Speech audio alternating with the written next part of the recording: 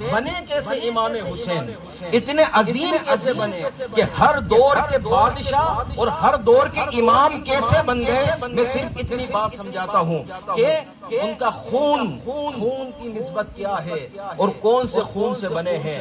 حضور اکرم صلی اللہ علیہ وسلم کی بارگاہ میں چلتے ہیں کہ ایک مرتبہ آقا علیہ السلام نے حجامہ کرایا.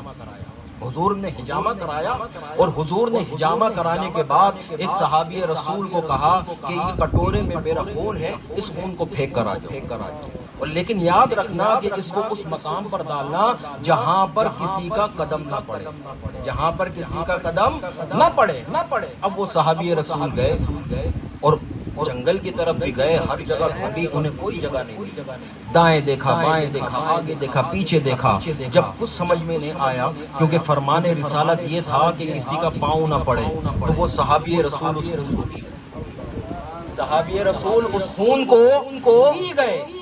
اب پینے کے بعد رسول اللہ کی بارگاہ میں آئے اور رسول اللہ کی بارگاہ میں پہنچے تو آقا علیہ السلام نے کہا کہ میرے صحابی وہ خون کہاں ہے، کہاں پر ڈالا؟ تو کہا یا رسول اللہ صلی اللہ علیہ وسلم میں گیا، میں نے ہر جگہ دیکھی، کوئی ایسی محفوظ جگہ نہیں مل رہی تھی کہ جہاں پر اس کو ڈالا جائے اور اس کی حفاظت رہے اور کوئی چڑھے نہ.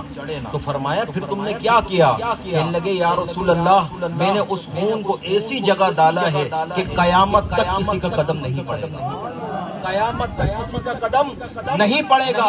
تو اب رسول اعظم صلی اللہ علیہ وسلم فرماتے ہیں کہ میرے صحابی کیا تو میرے خون کو پی گیا؟ تو کہنے لگے یا رسول اللہ ہاں میں آپ کے خون کو پی گیا. تو حضور اکرم صلی اللہ علیہ وسلم ذرا غور سے سننا، اگر ہمارا پیر ہو، اگر کوئی عالم ہو، کوئی فاضل ہو، کوئی محدث ہو، کوئی مفسر ہو، کوئی پیر ہو یا ولی ہو یا پھر امام ہو یا امام اعظم ہو، کسی کو خون پینے کی اجازت نہیں ہے. یہ صحابی رسول ہیں، حضور کے خون کو پی جاتے ہیں. حضور سوال کرتے ہیں تو کہتے ہیں پی گئے. اب آقا علیہ السلام کیا فرماتے ہیں؟ کہتے ہیں میرے صحابی تو میرے خون کو پی گیا؟ کہنے لگے یا رسول اللہ ہاں میں اس کو پی گیا. اب حضور یہ فرماتے ہیں کہ میرے صحابی تو میرے خون کو پی گیا. خدا کی عزت کی قسم اللہ نے تجھ پر جہنم کی آگ کو حرام قرار دے دیا.